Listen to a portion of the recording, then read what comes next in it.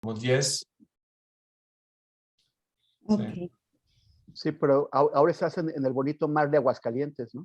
Sí, sí, estoy muy contento aquí, la verdad. Bueno, pues en esta nota empezamos nuestro seminario interdisciplinario de estudios de prensa y poder. Sean bienvenidas y bienvenidos a esta sesión de octubre de nuestro seminario del programa de periodismo del CIDE. El día de hoy tenemos la presentación del libro No se mata la verdad de Temoris Greco. Y bueno, vamos a tener también a la doctora Frida Rodelo de la Universidad de Guadalajara y al doctor Andrew Paxman. Entonces voy a darles brevemente la semblanza de Temoris, de Frida y de Andrew Paxman para tenerlas ya todas. Temoris Greco es un documentalista, politólogo y periodista independiente que ha escrito crónicas y reportajes en 94 países y territorios y le ha dado 3 vueltas al mundo. Entre sus 7 libros publicados se encuentran Killing the Story, No se mata la verdad, Ayotzinapa, mentira histórica, Estado de impunidad, impunidad de Estado, Canás, francotiradores de Siria rebelde y muchos más. Es guionista y productor de documentales Mirar Morir, Adendum y No se mata la verdad, entre otros. Y es miembro fundador de la Red por la Libertad contra la Violencia a Comunicadores y de la Asociación Civil Ojos de Perro contra la Impunidad, y él es un periodista de guerra que, pues bueno, ahorita radica en México. Bienvenido, Temoris. Muchas gracias, Janue, gracias. Es un gusto estar aquí. Gracias también al CIDE y al CIDE Periodismo. Excelente, gracias, Temoris. Frida Rodelo, la doctora Frida Rodelo es profesora titular en el Departamento de Estudios de Comunicación Social de la Universidad de Guadalajara. Es maestra y doctora en Ciencias Sociales por la misma universidad y licenciada en Comunicación por la Universidad de Occidente. En el 2009 ganó el Premio Nacional de Trabajos Recepcionales de Comunicación por el CONEIC en la categoría Tesis de Maestría. Es miembro del SNI y es experta en medios. Ha dirigido el Observatorio de Participación Política de las Mujeres en el estado de Jalisco y ella investiga análisis de encuadres de periodismo y la situación del ejercicio de la libertad de expresión de periodistas y trabajadores de medios. Y por último, el doctor Andrew Paxman, él es profesor investigador titular de la División de Historia del CIDE y obtuvo su maestría en estudios latinoamericanos en la Universidad de California, Berkeley, y doctorado en la Universidad de Texas, Austin. Es coautor del libro El Tigre, Emilio Azcárraga y su Imperio Televisa, la biografía de Emilio Azcárraga Milmo, y actualmente está investigando la biografía de Carlos Slim. Pues bienvenidos, Frida y Andrew y Temoris. Es un placer tenerlos aquí en esta sesión. Gracias. Pues a continuación vamos a tener pues la presentación en sus mismas palabras de Temoris Greco, perdón, sobre su libro. Y pero antes vamos a mostrar un pequeño tráiler de su documental a partir de su libro que pues dura unos 3 minutos. Entonces voy a compartir pantalla.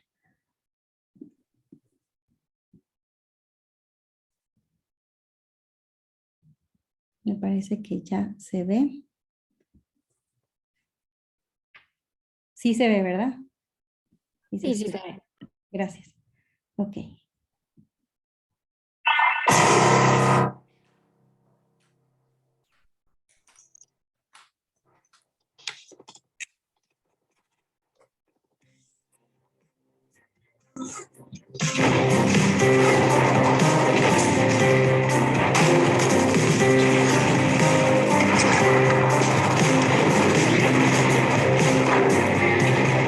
Medio Oriente. ¿Mueres si te agarró un combate o un bombardeo? ¿O si caíste en manos de terroristas? En México van a tu casa por ti. ¿Te puedes retirar?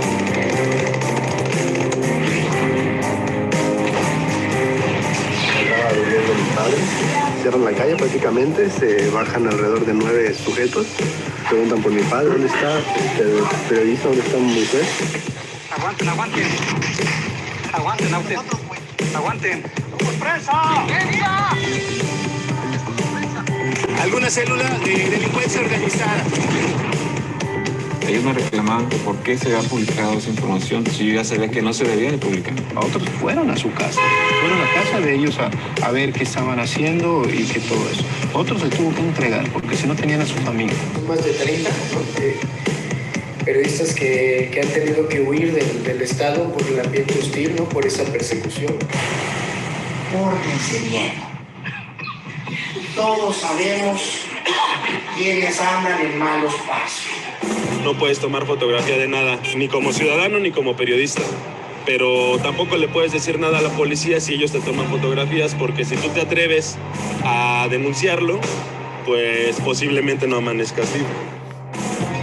Ni post-mortem los están cuidando.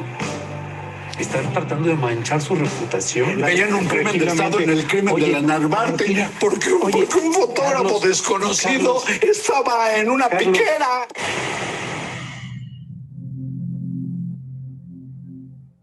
Yo veo que buena parte del periodismo en este país está besándole las huellas al poder, ¿no? Y reproducen el discurso de los poderosos. Prefiero asumir la tarea que me toca como periodista, en lugar de hacerme pendejo y voltearme para otro lado, ¿no? Todos los demás y todas las demás que han perdido la vida en este camino deben significar un motor para nosotros. Los que hacen su trabajo son sancionados, castigados, hostigados y perseguidos, y quienes deberían rendir cuentas pues siguen ahí en sus puestos.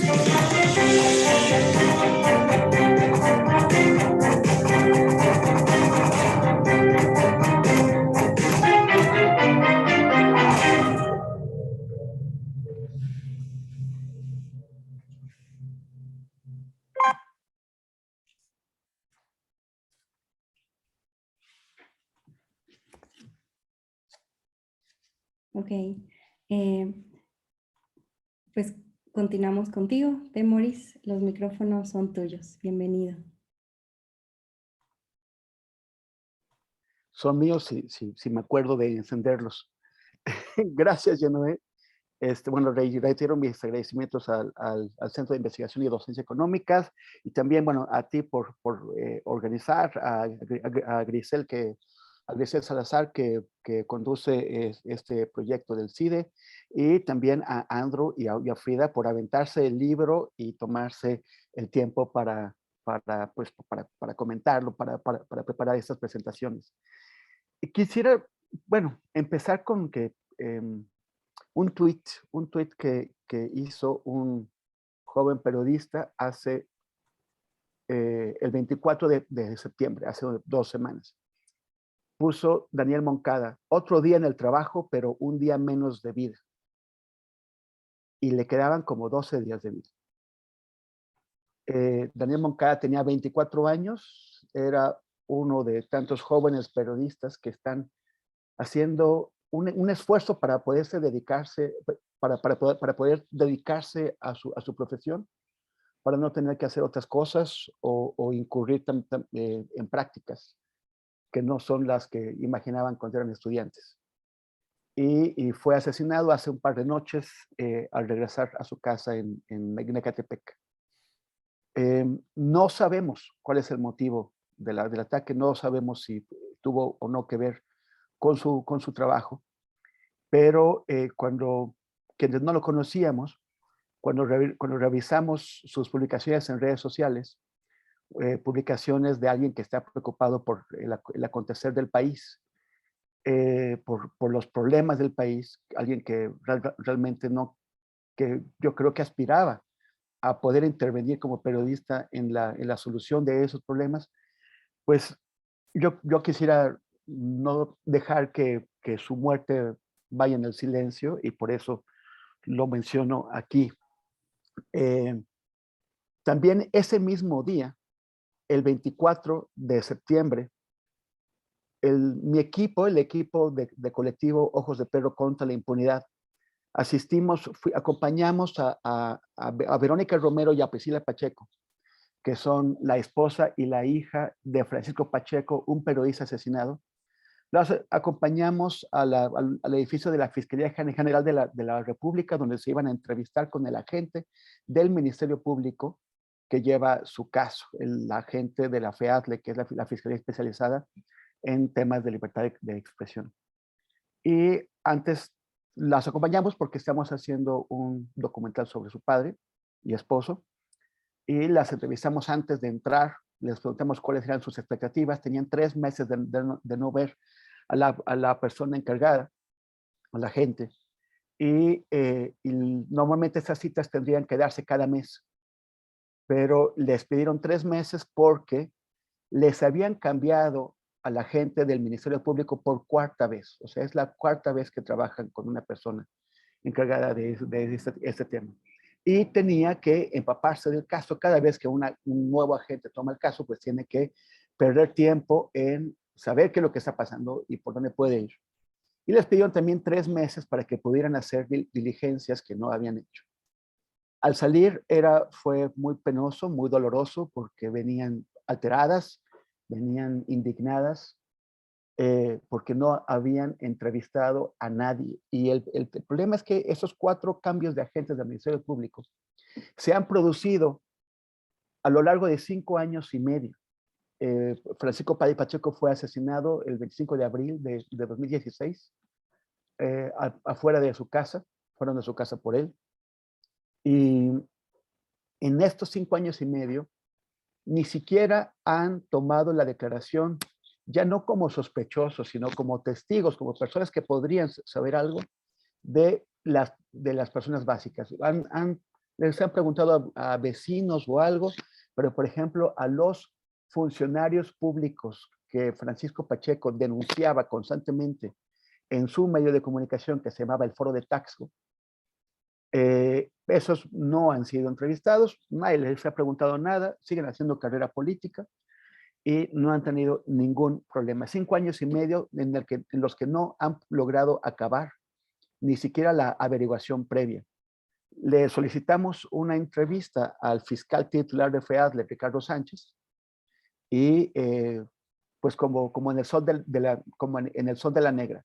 No te dicen que sí, o sea, no te dicen que no, pero tampoco te dicen cuándo.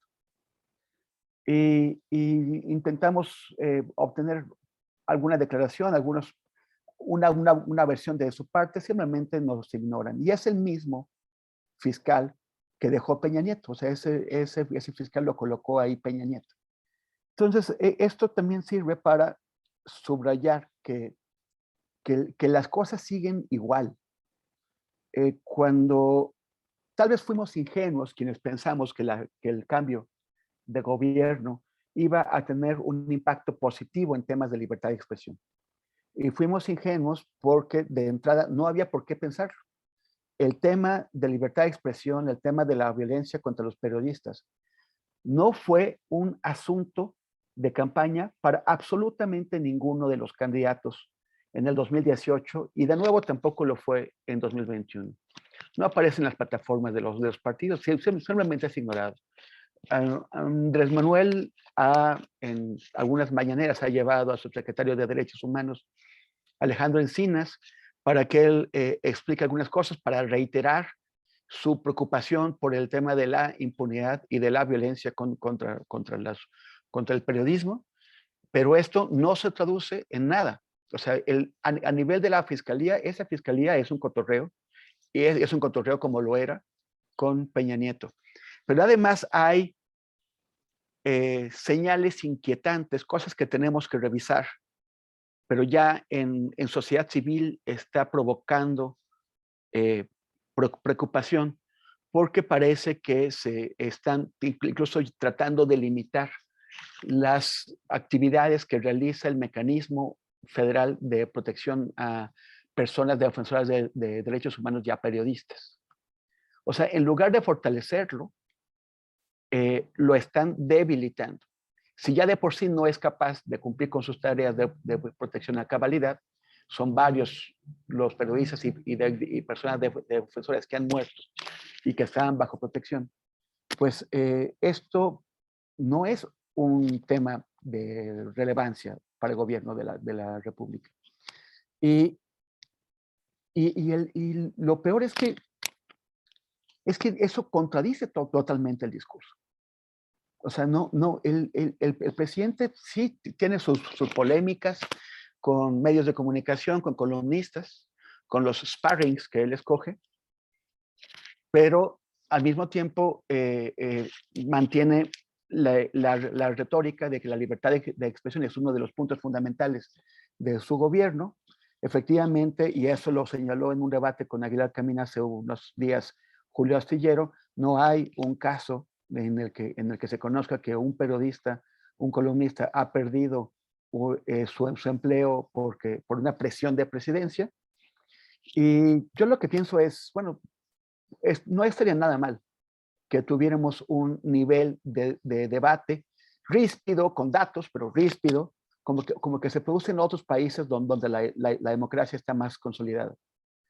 Pero estos debates que promueve el presidente desde la mañanera y otros espacios, no se dan en el vacío, se dan en el contexto de la violencia contra los periodistas, que sigue estando desatada y es brutal.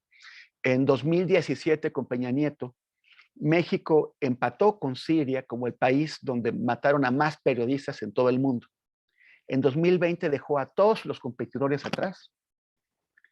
Y, o sea, dejó a Irak, a Siria, a Afganistán, pero muy, muy atrás, y fue el país del mundo el año pasado donde mataron a más periodistas, lo cual es un honor pues muy dudoso.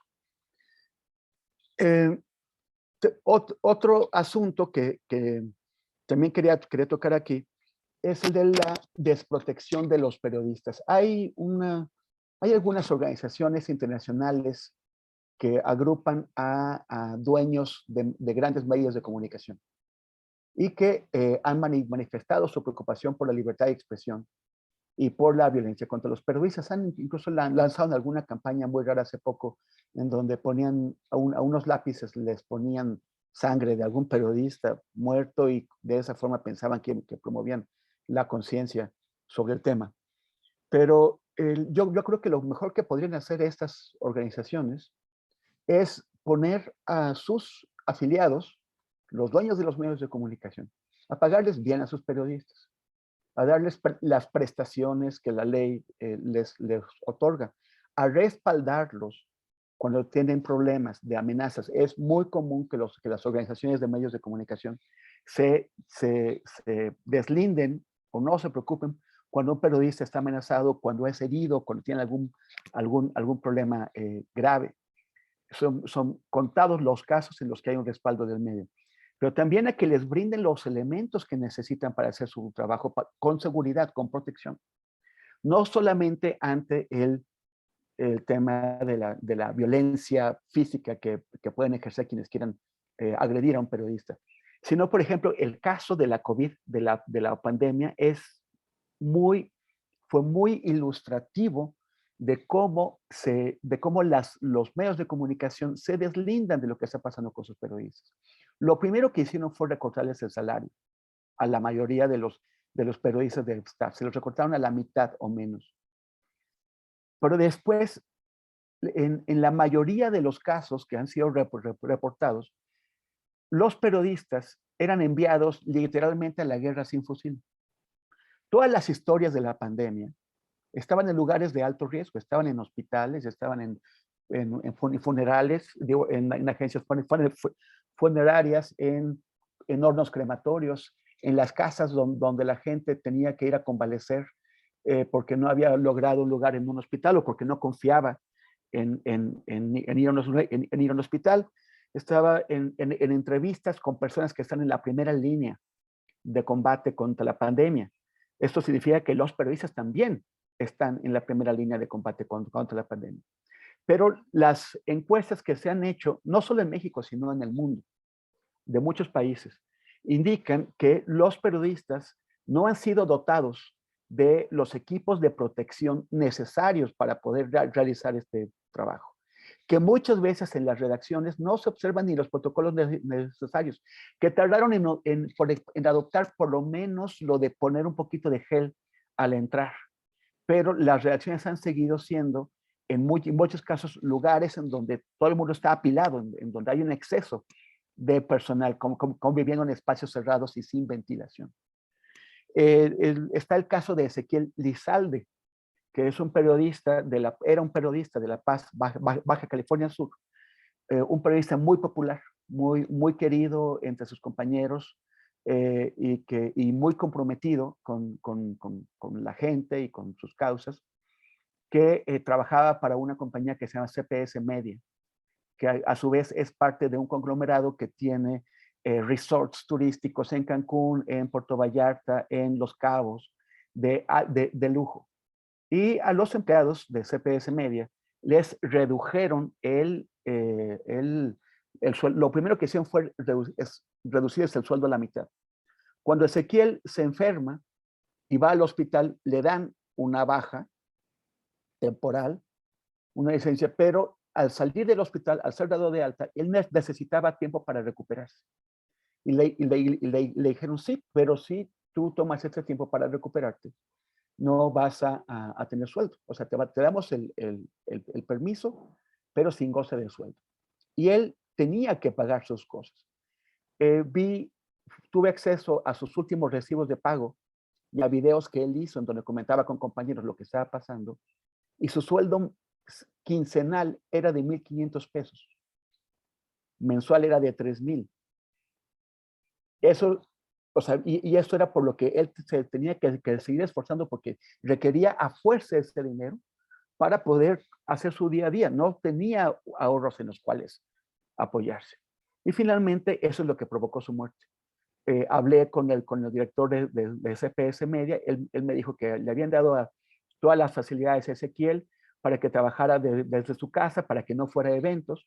Sin embargo, sus compañeros me dijeron que estaba trabajando, que lo forzaban a ir a las oficinas, pero además encontré videos de eventos públicos en donde él está caminando con dificultades, se escucha su voz, hace preguntas, o sea que sí estaba cubriendo, y la empresa pues mintió. Entonces, estas son cosas que recientes, no están incluidas en el libro, pero nos llevan a insistir en que la situación del periodismo continúa siendo muy grave, no está mejorando y no se ve que nada esté cambiando en cuanto a la voluntad de las autoridades para que las cosas mejoren. Perdón, es que tengo que ver mi punteo. Allá. El libro, bueno, ustedes vieron hace un momento el tráiler de la película. La película cubre los años 2015 a 2017, el documental. Y la pueden encontrar en YouTube, está libre para ustedes. El libro, a partir de ese proyecto surgen dos libros. Un libro pensado para Estados Unidos, para el público de habla inglesa, y un libro que va más allá, que es No se mata la verdad, que llega hasta el año 2020, trata pues el arranque del sexenio de Andrés Manuel, con los debates. Tanto la película como los libros tratan de mantener en la memoria quiénes eran los y las periodistas que cayeron.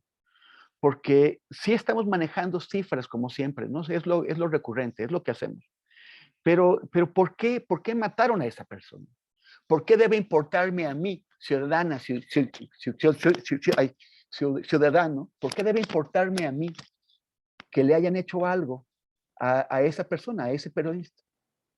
¿Qué trabajo estaba haciendo que me beneficiaba a mí? Y aquí entro en un tema que también quería señalar, sobre todo para quienes están estudiando o especializándose o mejorando sus habilidades en periodismo.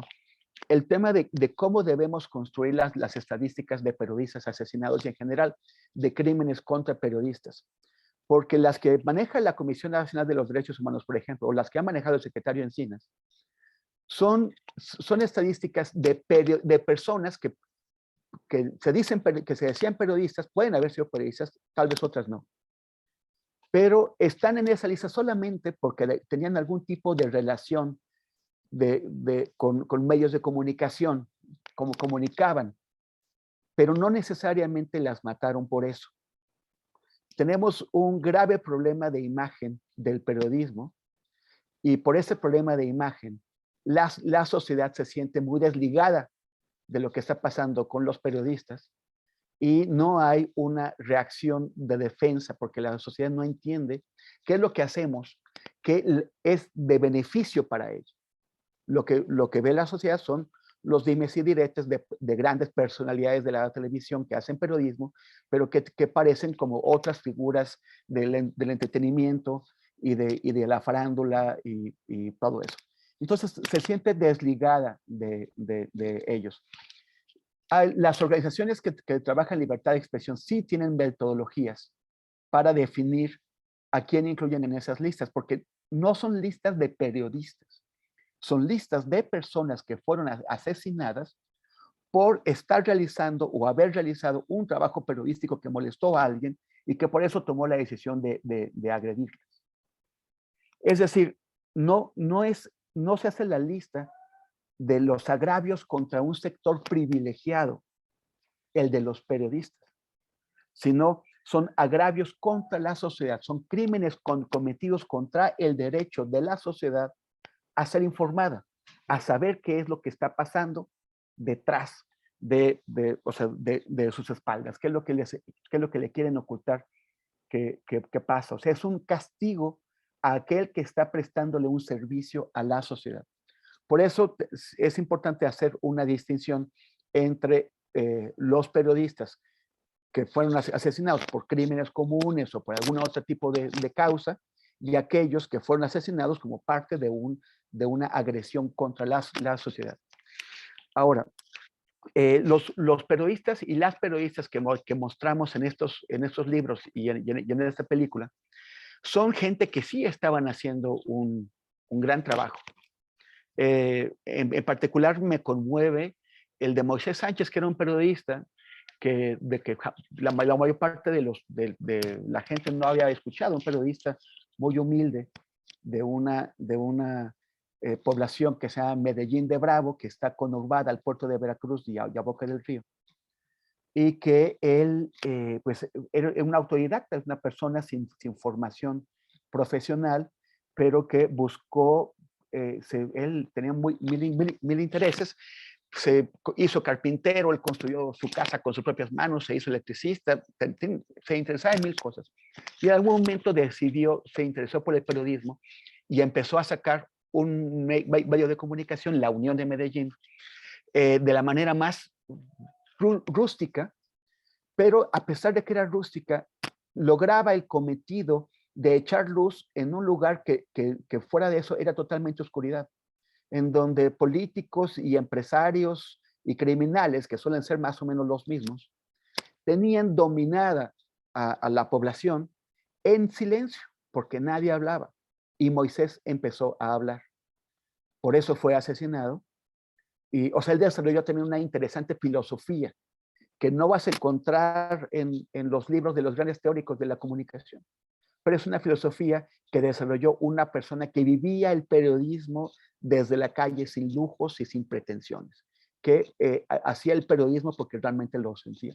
Y a pesar de que lo asesinaron, su hijo, que se dedicaba a otra cosa, y que después de lo que pasó con su familia, pues podría haberse alejado del periodismo, su hijo Jorge decidió continuar lo que estaba haciendo el padre, porque de otra forma, quienes lo mataron para callarlo, se iban a salir con la suya, y Jorge decidió que no se iban a salir con la suya, en un acto de gran valentía.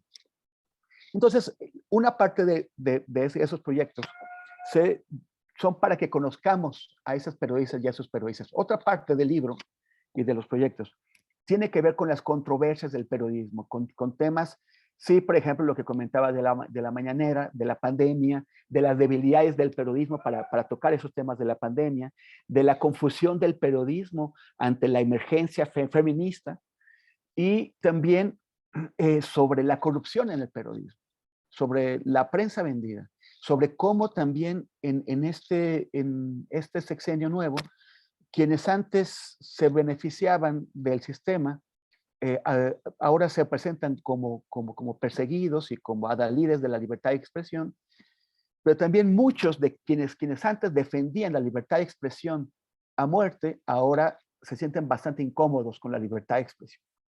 O sea, cómo no es de pronto, en gran parte de nuestra sociedad, Lo que importa no son los principios, sino en qué parte de la rueda de la fortuna nos encontremos, arriba o abajo, o en transición. Pero finalmente también, y ya quería insistir en esto, no se trata de un recuento de fatalidades, no es nada más ver a quienes cayeron y lamentar que ya no estén con nosotros. Porque el periodismo en México está muy vivo, está creciendo, está muy lejos de llegar a la estatura que requiere una sociedad como la nuestra, porque son tantos los problemas y pues siguen siendo pocos las y los periodistas que tratan de tomar en sus manos los problemas más grandes que tiene la sociedad. Pero hay los suficientes como para que eso vaya creciendo. Y me parece que las generaciones más jóvenes, estoy viendo gente que está muy, muy apasionada y que se lo está tomando en serio. Y también porque a veces pensamos que el periodismo es nada más el que se da en Ciudad de México. Y para hacer este proyecto recorrimos 10 estados de la República, los 10 estados donde es más grave, donde hay más problemas.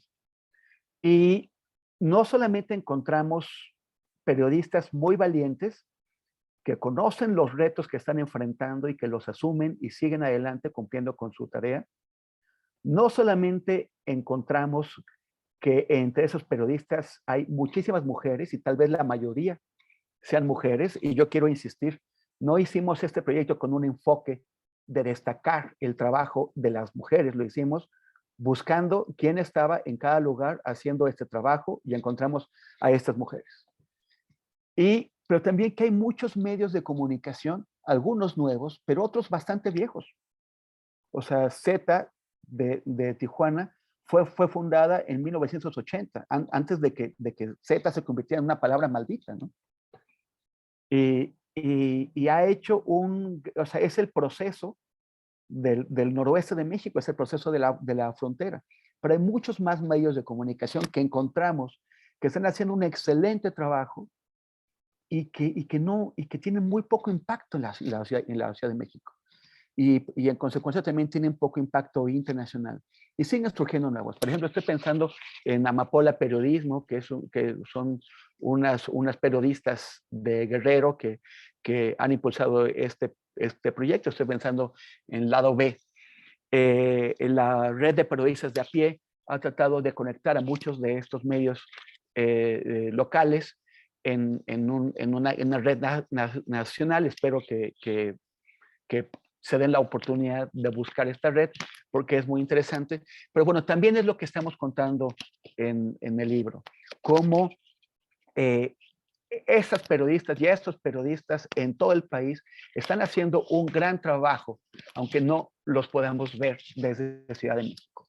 Están haciendo un gran trabajo, un trabajo admirable, y eso significa que el periodismo tiene mucha energía para salir adelante.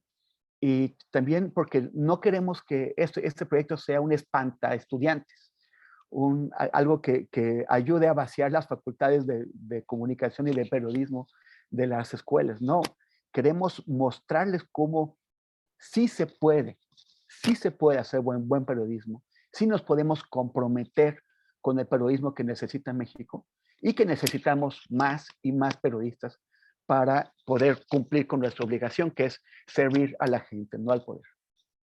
Gracias. Muchas gracias, Temoris. Muy interesante los puntos que planteas, así como estas actualizaciones sobre la precarización de las y los periodistas durante la pandemia, la desprotección que se vive, estas actualizaciones de la impunidad sobre los crímenes y desapariciones de periodistas.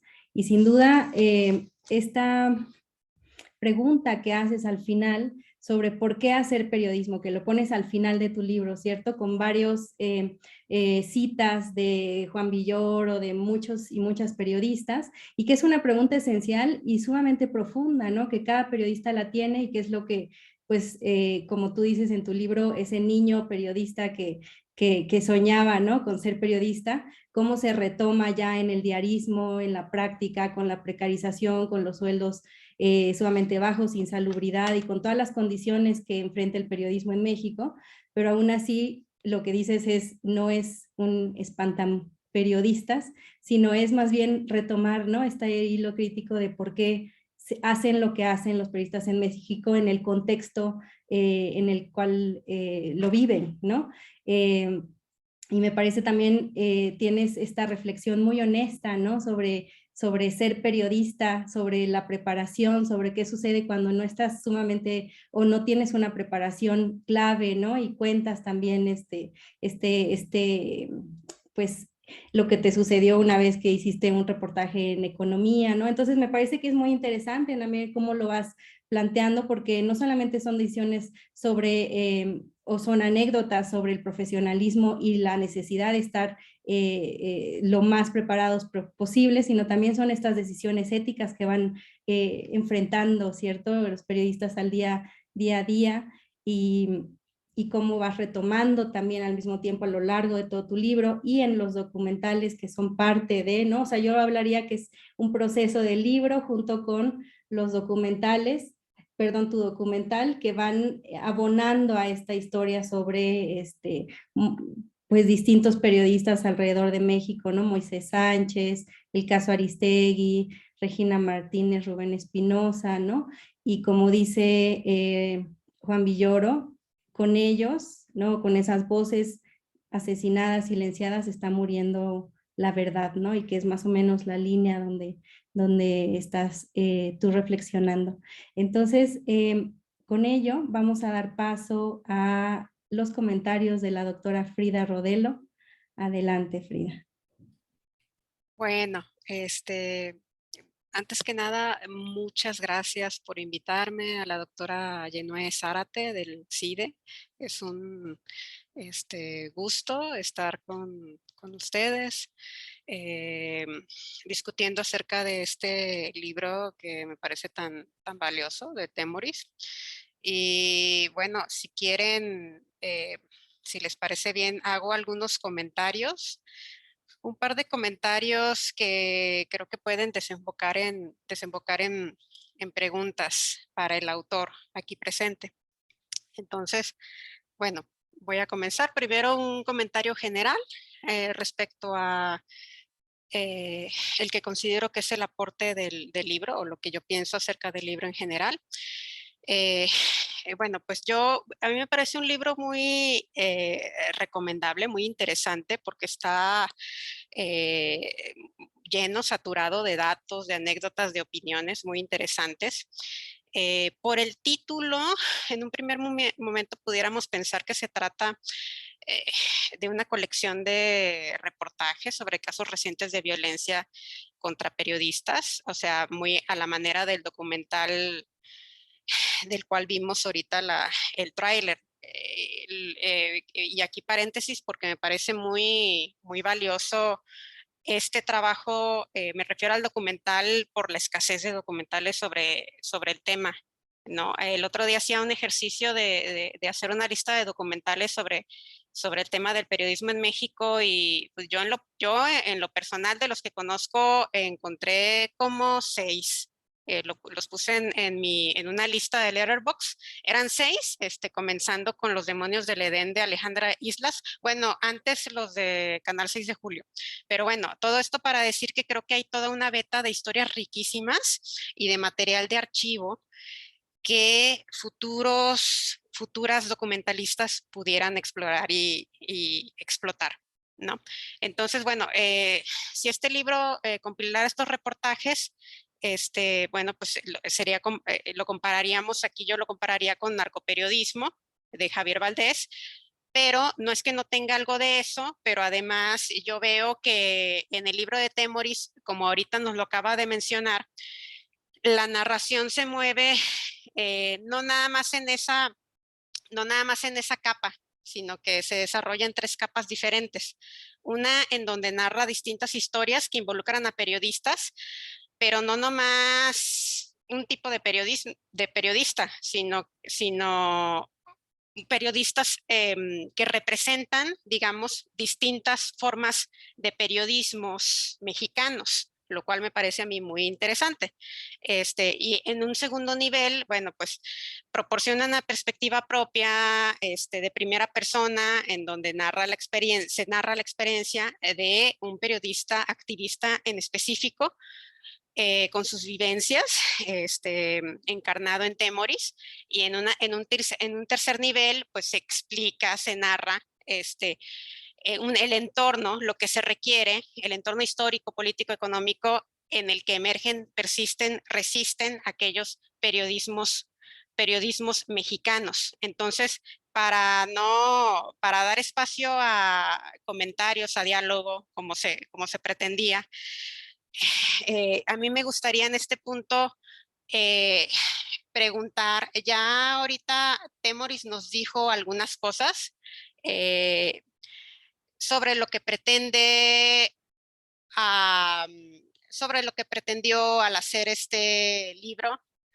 Sí, pero no sé, creo que me gustaría volver a preguntar, no sé si pudiera precisar algunas otras cosas acerca de las dificultades a la hora de convertir este material en un libro, ¿no? Incluso, no sé, desde la editorial y también a la hora de estructurar el relato, ¿no?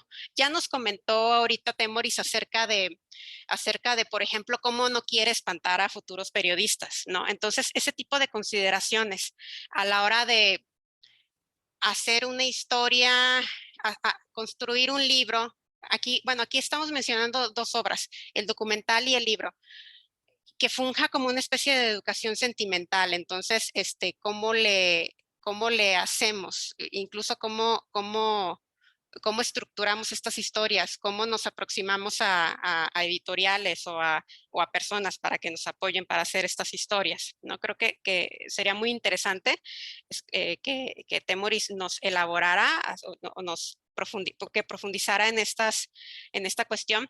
Y otra pregunta, voy a hacer otra pregunta. A mí me parece muy interesante este tema. En el libro, tú te identificas como periodista de guerra y también te identificas como freelancer y desarrollas muy bien lo primero, ¿no? Mediante la comparación entre la situación de periodistas en sitios con alto nivel de violencia y la situación de periodistas en México en las regiones en donde se experimenta un alto nivel de violencia. Pero no, creo que no se aborda mucho el tema del freelancismo, si se me permite el barbarismo, ¿no? Porque lo menciono porque este fenómeno es la realidad de una creciente proporción de reporteros y reporteras en el mundo. Creo que también lo es en México, aunque creo que nos hace falta más datos al respecto. Y tal vez no se hable mucho del freelancismo o no ha meritado mucha reflexión, porque puede ser que no diste mucho de la condición que experimentan periodistas en trabajos formales, que a pesar de ser formales no son ni estables, ni bien pagados, ni legalmente protegidos, ¿no? Debido a la muy lenta justicia laboral mexicana. Al mismo tiempo, hasta donde entiendo, México es uno de los países más atrasados en el tema de la adopción, por ejemplo, de muros de pagos en periódicos digitales en comparación con otros países del mundo. Entonces, a mí me gustaría, como segunda pregunta, saber si en general tu visión hacia el futuro próximo para reporteras y reporteros es de optimismo o es de desconfianza. Me gustaría saber tu opinión al respecto. O sea, está muy complicado, ¿no? Por un lado, es que hay muchas paradojas. Yo creo que hay mucha gente que estudia periodismo, pero no necesariamente el periodismo que que le surgen a sociedades como esta. O sea, un periodismo que trata de resolver los problemas que porque todas las demás cosas que existen no van a poder subsistir si la sociedad sigue implotando y nos seguimos metiendo más y más problemas. Y no hay suficientes periodistas que se dediquen a esto. Pero por el otro lado, parece que el mercado no puede soportar más periodistas. O sea, sobre todo, o sea, por ejemplo, algunos medios de comunicación importantes en países económicamente más desarrollados han logrado subsistir. Por ejemplo, el país hizo esta apuesta de poner su firewall, su plataforma de pago, y me parece que le está yendo bastante bien. No me parece que el Universal esté teniendo la misma respuesta. Me parece que Reforma está teniendo problemas con eso, que Reforma es el que siempre la ha tenido. Algún día, hace tiempo, di una conferencia de prensa, una charla en la UACM, y los estudiantes me decían que ellos ya pagaban por su internet. Entonces, ¿por qué tenían que pagar por la información?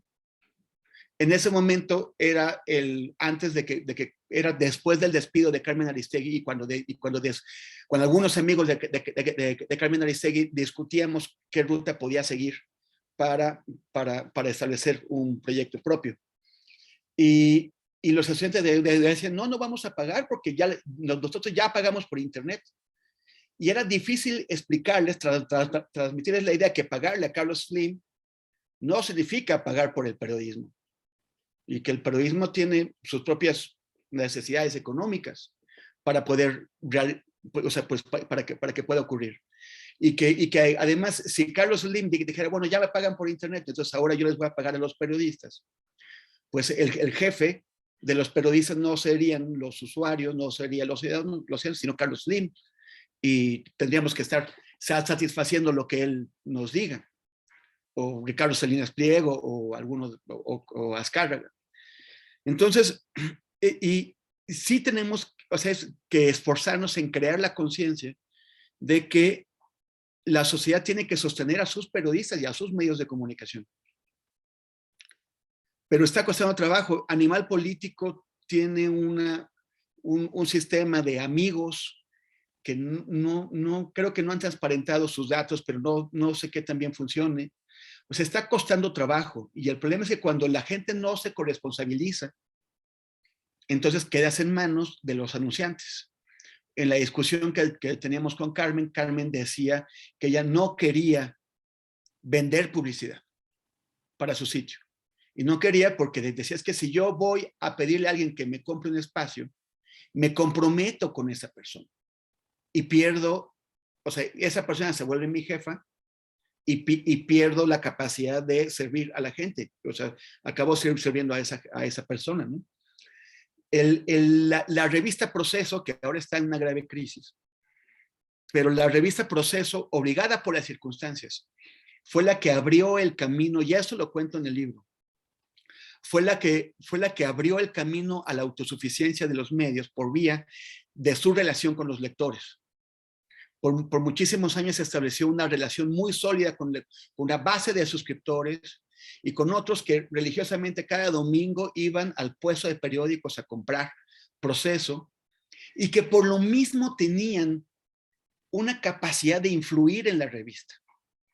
O sea, había un espacio de lectores donde la gente siempre ha mandado cartas argumentadas, no proclamas, no consignas, cartas como ocurre en otros medios, cartas argumentadas, confrontando lo que dice la revista y sus decisiones, cuestionando portadas.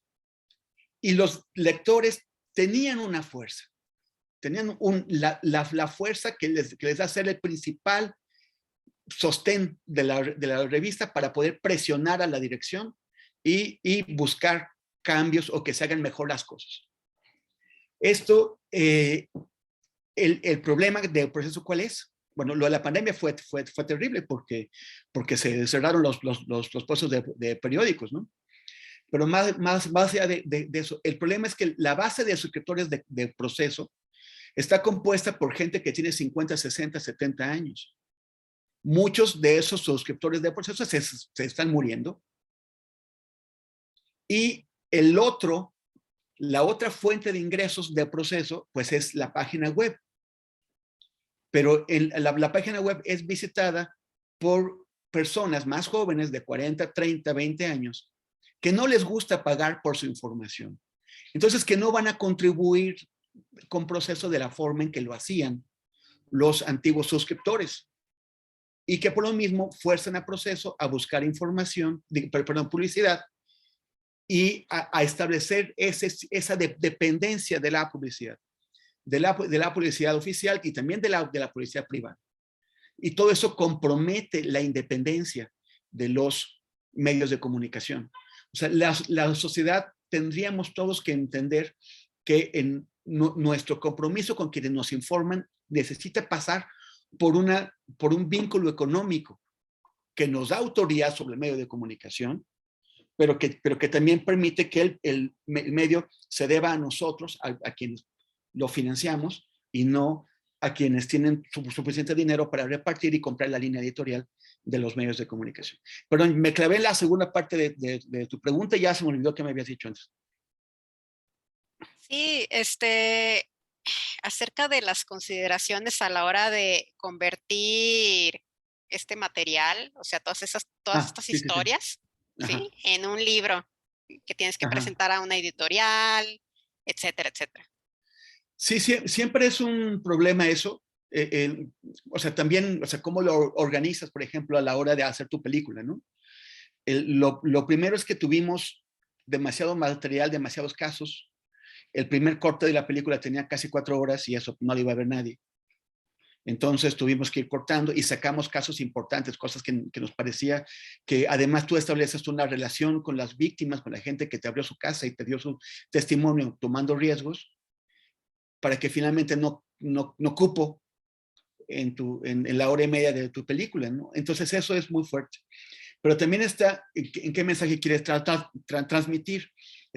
Regreso a lo del no estar espantando periodistas, no espantar estudiantes. La película, el documental como quedó, nuestros compañeros críticos dicen es que tiene como 3 finales. Hay un momento cuando matan a Javier Valdés, otro cuando hay un meeting en Gobernación, y luego otro cuando Carmen Aristegui y Lidia Cacho responden a lo que dice Peña Nieto. Para ellos, que tienen un punto de vista básicamente de narrativa cinematográfica, debería tener solamente un final, que es cuando maten a Javier Valdés. Pero entonces eso sí se convierte en un espantaperiodistas. Y yo decía, sí, a ver, entiendo por qué, pero no podemos mandar ese mensaje. Y fue una pelea casi a muerte entre el director, la editora y yo, para que incluyera la parte en que recordamos que esto es un trabajo que hay que luchar, que hay que seguir diciendo que los asesinatos de colegas no nos pueden asustar y mandar a nuestras casas o cambiar nuestra línea de trabajo. Y eso, precisamente porque ese mensaje no quedó tan claro en la película, hay gente que lo capta, otra gente que sí lo ve como recuento de fatalidades. Por eso en los libros, tanto el de Estados Unidos como el de México, quise hacer énfasis en observar ese trabajo, esa resistencia, esa lucha, esa proposición que se hace. O sea, qué tan proactivos y proactivas son las personas que están en todo el país trabajando. Y entonces es parte de las decisiones, de las grandes decisiones que estructuran tu libro. O sea, lo primero es, pues, ¿qué voy a contar? Separar todos los elementos, luego agruparlos y hacer una estructura, un capitulado. y sobre esa estructura va cambiando, se va desarrollando. Y luego pues vendérselo a la editorial. Y ahí la editorial, sobre todo porque es otra industria en crisis, pues ahí tienen que tomar decisiones delicadas, porque muchas veces se quedan con un montón de libros en bodega y ni vendieron sus libros, pero tienen que estar pagando el almacenamiento. Entonces, cada vez tienen más miedo las editoriales porque la gente está comprando menos impresos. Entonces, tienen más miedo a la hora de hacer tirajes importantes. Y también porque tenemos dos grandes jugadores en el mundo editorial mexicano, que son Planeta y Penguin, y que son los que monopolizan pues, los principales lugares, los principales anaqueles, las vitrinas en donde la gente ve los libros, ¿no? Y las demás editoriales, mientras más pequeñas, pues se van yendo más atrás y más atrás y más atrás, hasta que llegas a las universidades universitarias que las tienen en un cajón debajo de donde se sientan los vendedores a tomar café. Entonces, ese es un problema y tú tienes que convencer a tu editorial de que tu libro dice lo que tú quieres decir, pero también dice lo que ellos necesitan para que sea vendedor.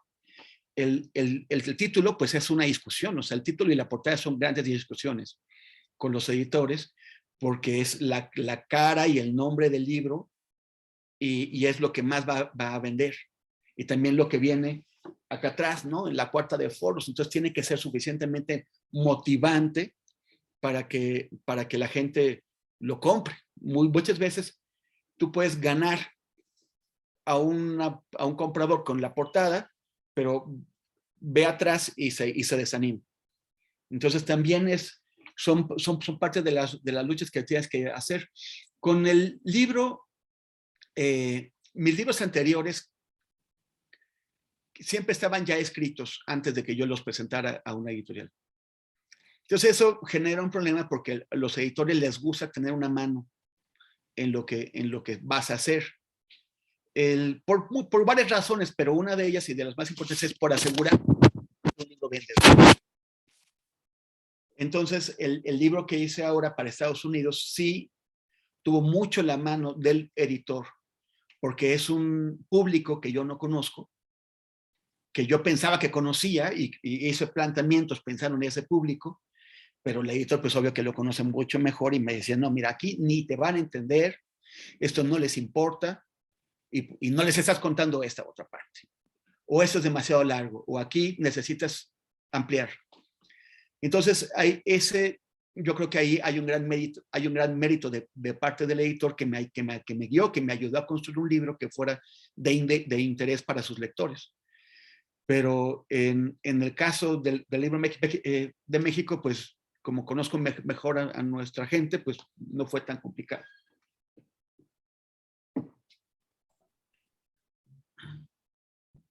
Muchas gracias. ¿Voy yo? Muchas gracias, Temoris. Muy interesante lo que estás planteando y sobre todo yo me uno a la felicitación de Frida porque sin duda necesitamos más documentales sobre periodistas en México. Por ahí también está Daniel Arrea, ¿no? Y es otra forma, me parece, de llegar a distintas audiencias y llevarles estos temas, ¿no? Para tener mayor visibilización sobre los periodistas, sobre su situación y también, bueno, por tu trabajo que hiciste en el libro que se complementa muy bien con tu documental. Vamos a dar paso al doctor Andrew Paxman para su diálogo contigo. Adelante. Muchas gracias, Guillermo. Tal y como hizo Frida, voy a hacer unos comentarios y voy a entretejer unas preguntas. Y voy a dividir mis comentarios en dos partes. La primera que dice a la audiencia general, incluida la extranjera, este libro, y segundo que dice a la audiencia académica. A la audiencia general, este libro ofrece una buena panorámica del periodismo de investigación actual y los riesgos que implica, sobre todo en los estados. Está escrito con una devoción al buen periodismo, una gran simpatía hacia las víctimas y sus parientes, y una rabia sobre la injusticia y la impunidad.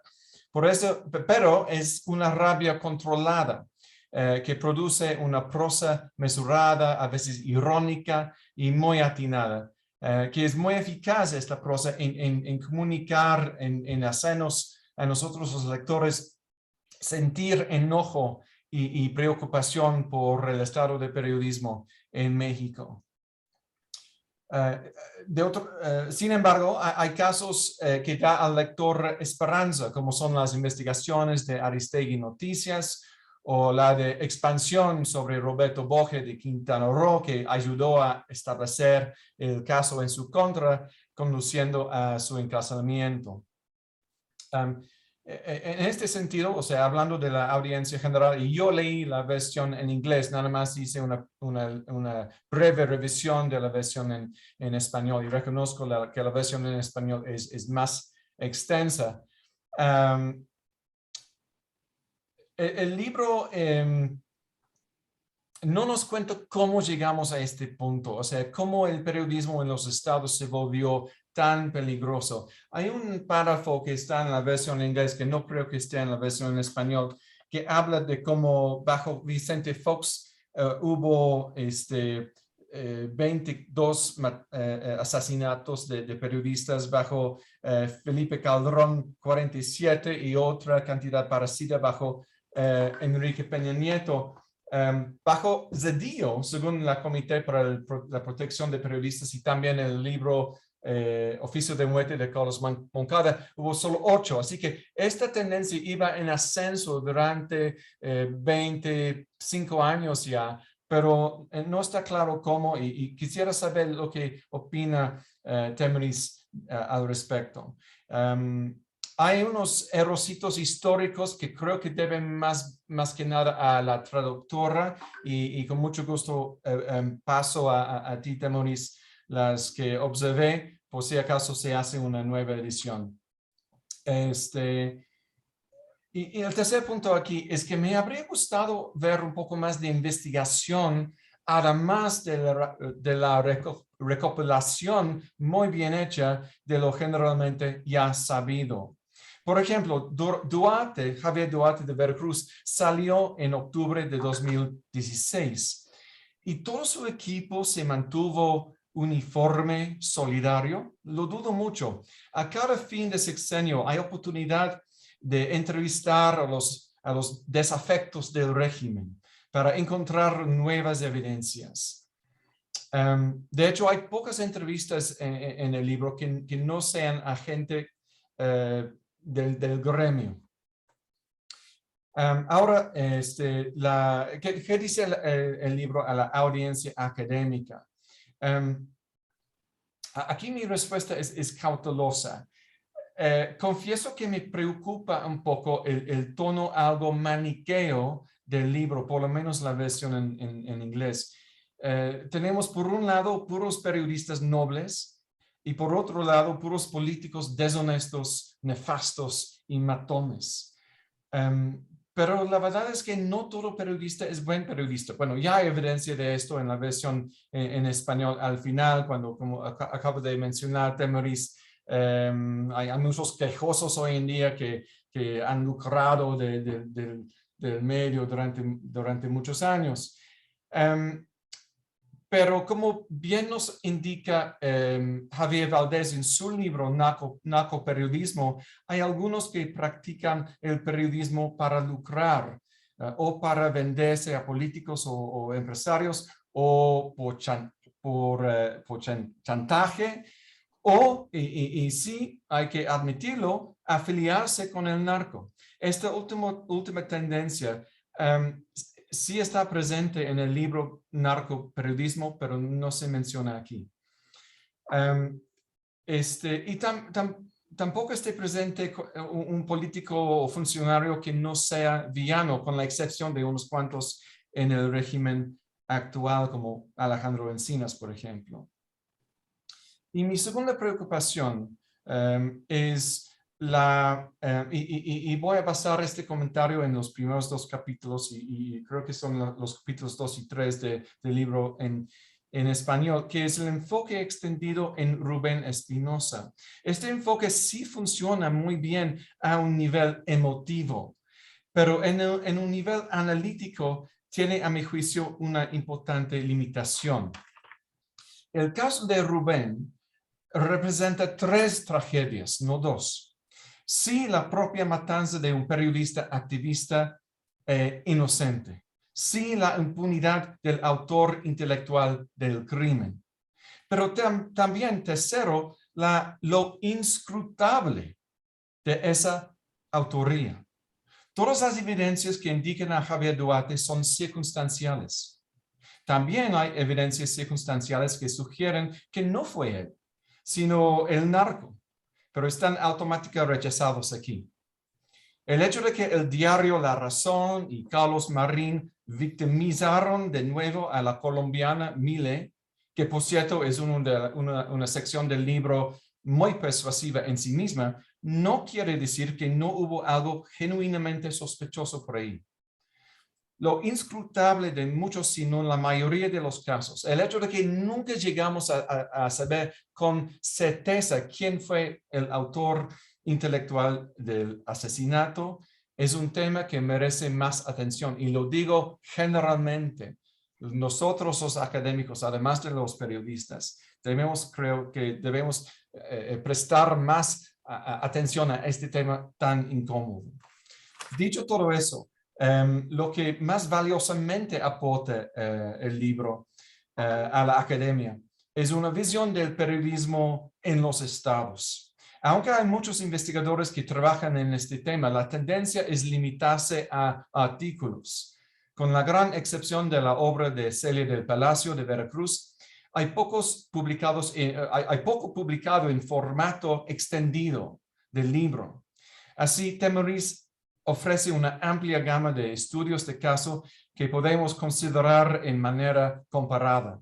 O sea, hay materia prima aquí muy cuidadosamente redactada que podemos considerar en nuestras propias investigaciones. Y quiero terminar con felicitar a Temoris por esta investigación, esta obra que yo creo que es inédita en cuanto a presentar a lectores un resumen amplio de lo que está pasando en México en los últimos 5 o 10 años en el periodismo. Y yo creo que el antecedente más parecido es el libro de Javier Valdés que mencioné, Narcoperiodismo. Pero el narcoperiodismo, a mi juicio, es un cajón desastre que tiene varios capítulos que no tienen mucho que ver con el tema. Este libro es mucho más coherente en su análisis. Muchas gracias.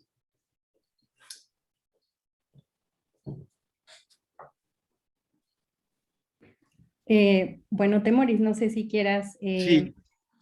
Adelante. Vale. Andrew, muchas gracias por tus comentarios y sí me encantaría que me hicieras llegar los señalamientos, lo que decías, históricos y también otros comentarios más precisos.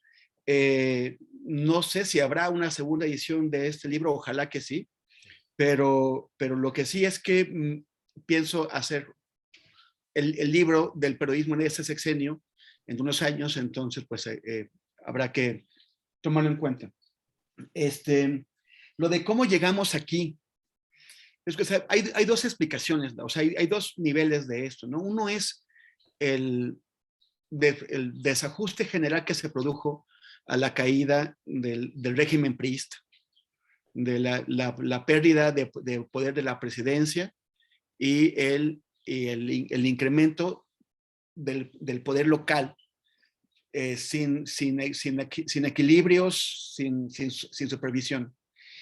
Y que como los gobernadores pues se convierten en caciquillos y los presidentes municipales en mini caciquillos, y también ese crecimiento del crimen organizado. Entonces esto provoca un aumento general de la violencia, en el cual los periodistas pues se quedan atrapados.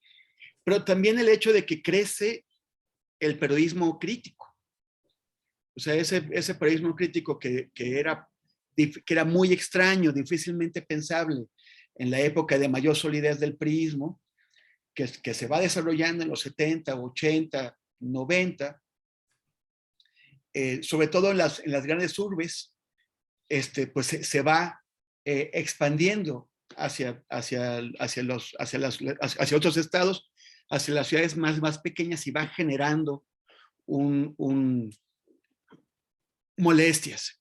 Y también el hecho de que muchas notas, muchos asuntos que antes no eran cubiertos por la prensa que llamamos nacional, empiezan a ser tomadas en cuenta. Entonces, algo que un personaje poderoso podía esperar que si se conocía, no trascendiera del ámbito local, de pronto empieza a llegar a medios de mayor alcance, incluso hasta la tele. Entonces también hay más molestia por eso, porque muchas veces una pequeña investigación desarrollada por un periodista local no va a ser reproducida por un medio de la Ciudad de México o de Guadalajara o de Monterrey, pero sí va a ser retomada por otro periodista que trabaja para esos medios y contra el que es más difícil tomar represalias, precisamente porque las consecuencias pueden ser mayores. Entonces, la víctima es el periodista local que en un principio desató el asunto. Un ejemplo, por ejemplo, es Moisés Sánchez. Moisés abría temas en su periódico, en la Unión, y hacía llamadas telefónicas a periodistas de medios más grandes, de medios industriales del estado de Veracruz, o incluso a Proceso y a otros medios, y es entonces cuando incomodaba más que lo que estaba haciendo él. Llegaban los reporteros, le preguntaban a Moisés, investigaban, y entonces salía esa nota que incomodaba mucho. También era lo que hacía Pedro Canché, que es otro de los personajes del libro. Pedro Canché, a quien Roberto Borges, exgobernador de Quintana Roo, encarceló injustamente e intentó hacer que lo mataran, y que Pedro Canché sabía que gran parte de su impacto estaba en tener los oídos de gente en Proceso y de gente en otros medios de comunicación, que entonces era cuando le dolía a Borges. Entonces, este crecimiento del periodismo significa que hay más molestia, y el crecimiento de la impunidad de los poderes locales significa que también hay más posibilidades de hacer un ajuste de cuentas con los periodistas. En cuanto al tema maniqueo, en el libro en español sí que aparecen los periodistas corruptos y sí que aparecen los periodistas que están cercanos a los poderes criminales. El problema del libro en inglés es que el editor de allá varias veces juzgó que eso eran como que asuntos entre mexicanos, entre países mexicanos, que asuntos que importaban a los, o sea, no lo dijo así, pero digamos que para ponerlo de manera un poco burda, que esos eran chismes entre nosotros. Entonces, que por lo tanto no eran del interés del público estadounidense. Pero sí, sí es cierto que los casos que se abordan, todos los casos que se abordan, son de periodistas que fueron víctimas de agresiones porque porque estaban haciendo las cosas bien. Y no fue porque, como en algunos de los capítulos de narcoperiodismo, en donde Javier sí exhibe a periodistas que están haciendo las cosas mal. O sea, el foco de nuestro trabajo fue llamar la atención sobre la violencia contra periodistas, subrayando o destacando aquellos que trabajaron bien y no aquellos que trabajaron mal. Tal vez, o yo creo que sí, para más adelante tendremos que ver para el próximo libro o proyecto otro tipo de periodistas, pero no sé cómo lo vamos a hacer, porque tampoco se trata de que le demostremos a la gente que la violencia está de alguna forma justificada o tiene sentido porque ese era un mal periodista que se juntaba con los narcos. Y por el otro lado, a veces es difícil demostrar eso porque el mecanismo recurrente que emplean las autoridades y también medios de comunicación y otros para desentenderse de los crímenes contra periodistas es automáticamente acusarlos de algo malo, Sí. de haber estado trabajando para la parte equivocada. Muchas veces sin entender que tampoco es que haya muchas opciones. Cuando te llegan y te dicen plata o plomo, pues hay riesgos o sea, pues son amenazas directas, y oponerte a ello cuando no tienes realmente nadie que te apoye, que te ayude, pues es muy difícil. Y sobre todo en el caso de las mujeres, cuando una periodista mujer la matan, una reacción automática, y esto lo documentamos con el caso de Anabel Flores, que fue asesinada en Veracruz en 2016, en febrero. De inmediato, un medio de comunicación local, El Buen Tono, que es propiedad de un truán que se llama Juan Abello,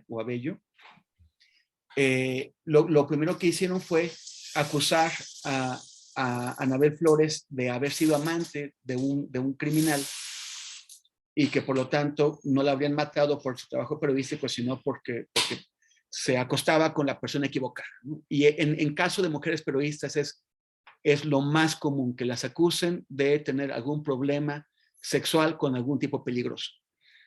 Entonces es como difícil ir a descalificar o a fundamentar la descalificación a priori que se hizo de una persona. Y entonces, digamos, es cosas delicadas, pero lo voy a tomar en cuenta. Y en cuanto a lo de Rubén, lo de las líneas de investigación, no hay una cosa, no se ofrece una conclusión sobre lo que pasó con Rubén. Lo que estamos insistiendo es en cómo la línea de investigación periodística que conduce el Estado de Veracruz ha sido sistemáticamente evitada. Sí que hay otras líneas, ¿no?, que conducen a Mile, que podría haber otro tipo de vínculos ahí, pero es muy claro cómo en la investigación que hizo la Procuraduría de la Ciudad de México se prefiere buscar esa línea y se evita la línea de investigación que tiene que ver con el periodismo y también con Nadia y con Javier Duarte. Entonces, eso es o sea, no quisimos llegar a una conclusión sobre el tema, sino es mostrar cómo incluso cuando supuestamente atrapan a 3 personas que no queda muy claro que hayan sido las que estaban ahí metidas o involucradas, como Patricia Espinosa, la hermana de Rubén, dice, bueno, y si fueron esas 3 personas, ¿cuál fue el motivo? Y le responden los agentes del Ministerio Público que descubrir cuál es el motivo no es su importancia, no es su obligación. Su obligación es encontrar al autor material y ya. Entonces, al no buscar el motivo, tampoco vas hacia el autor intelectual. Y descuidas toda esa parte que es fundamental para entender cómo y por qué se hizo el crimen. Entonces, esa era la intención en el caso de Rubén. Muchas gracias, Temoris y Andrew. Muchas gracias, Temoris. Gracias a ti. Hay muchas preguntas en nuestro chat y me gustaría leerte algunas, Temoris, para que las vayas respondiendo. La primera es de Diego Labugle y dice si pudiera proponer un cambio al mecanismo de protección a periodistas, sin importar el presupuesto ni política, ¿cuál sería?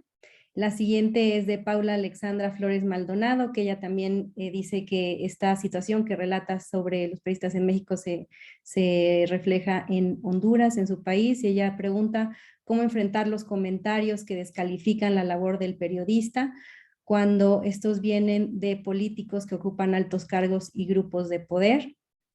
Y la siguiente pregunta es, ¿qué perfil tiene que manejar él o la periodista al momento de adentrarse en una zona roja? ¿Se tiene que manejar una actitud de amistad o una actitud de estudiante o de profesional? Si quieres, responde estas 3 y después te hago otras 3 que nos llegan al chat, o quieres que te lea de una vez todas. Creo que estás en silencio. Sí, estaba calladito. Mira, mejor una por una, porque si no, a ver, sobre el mecanismo de protección. Tiene muchos errores, hay incluso sospechas sobre la contratación de la empresa que opera las cosas, que opera todo, que opera los botones de seguridad, que provee, que pone las rejas y las cámaras, que hay como sospechas de sobreprecios, de malos manejos, cosas que tienen que comprobarse. Hay falta de recursos, hay insuficiencia. Acabamos de entrevistar a Jorge Ruiz, que es el responsable, y él explica que el mecanismo está en un proceso. O sea, hace un par de años, Michelle Bachelet hizo un análisis del mecanismo y varias propuestas para señalando sus errores y cómo arreglarlos. Entonces nos dijo que estaba en proceso de reestructuración, pero no sabemos a dónde va a ir, a la luz de lo que les comentaba hace un rato, que nos han dicho que hay la propuesta es más bien debilitarlo. No sabemos a dónde va a ir eso, pero no tenemos que olvidar que el mecanismo es un paliativo. El mecanismo no debería existir. O sea, no deberíamos necesitar un mecanismo de protección, porque el mecanismo está ahí para atender la realidad de que el gobierno no está cumpliendo con sus obligaciones fundamentales, de que todas las personas que cometen crímenes contra periodistas y en general crímenes contra cualquiera, deberían saber que no se van a salir con la suya, que no le va a salir gratis. El tema es que con una impunidad de 99%, pues todo el mundo da por hecho que puede agredir a su periodista favorito y no va a pasar nada. O sea, si la fiscalía especializada funcionara bien, o un poquitito bien, pues daríamos pasos mucho más grandes que los que se puede dar con un mecanismo que está ahí porque no están haciendo las cosas bien. Entonces, lo fundamental es eso, que es un paliativo. ¿Me dices rápido las otras dos preguntas? Sí, es de Paula Alexandra Flores. Dice, ¿cómo enfrentar los comentarios que descalifican la labor del periodista? Comparado con Honduras, ¿no? Cuando ella es de Honduras, así es. Ajá, sí. Sobre todo cuando viene de políticos que ocupan altos cargos y grupos de poder. Y la siguiente es de Samantha Mercado, que dice, ¿qué perfil tiene que manejar o la periodista al momento de adentrarse a una zona roja? ¿Se tiene que manejar una actitud de amistad o una actitud de estudiante o de profesional? Bueno, lo de Honduras es o sea, a mí me parece que no he hecho ese cálculo, pero cuando lo he visto por arriba, ves las cifras de violencia contra periodistas comparado con la población, y creo que está peor que México. Y también tiene que ver con que, pues, Honduras, a lo largo de toda su historia, siempre ha sido un país intervenido por Estados Unidos a niveles mayores que los que suele intervenir en otros países de la región, y que tiene una camarilla de criminales en el poder. O sea, Jorge Orlando, que se religió con un fraude electoral clarísimo, finalmente llegó al poder como producto de un golpe de Estado que se dio antes.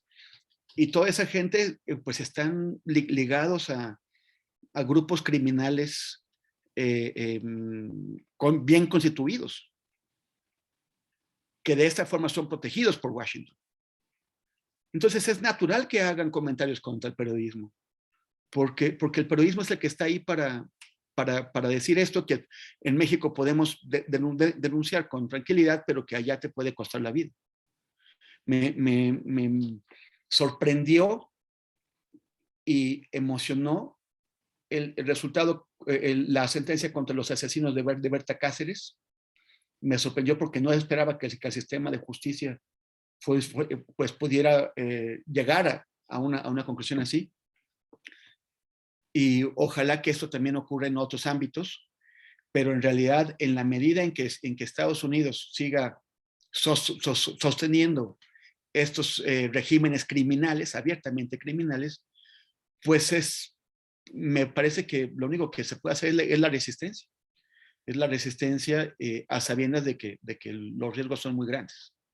O sea, ser periodista en Honduras es como ser periodista en Reynosa o en Ciudad Victoria, no sé, en los sitios de México donde la violencia es más desatada y donde las instituciones pues están más anuladas.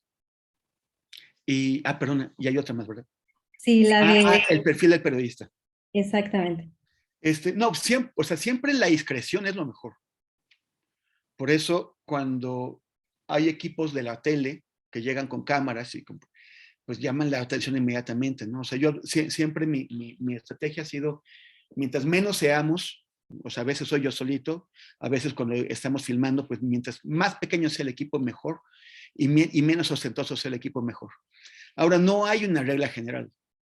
Eso de que si hay que ser como estudiante o amiguito o algo así, pues más bien depende, o sea, tú tienes que hacer una evaluación de riesgo que de cada caso.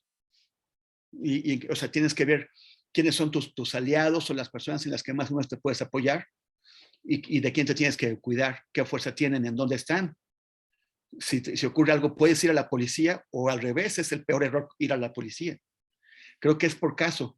En las organizaciones de libertad de expresión proveen unos manuales de evaluación de riesgos y de protocolos de seguridad. Entonces yo creo que hay que recurrir a ellos y seguir sus pasos para saber qué es a qué te enfrentas y qué puedes hacer.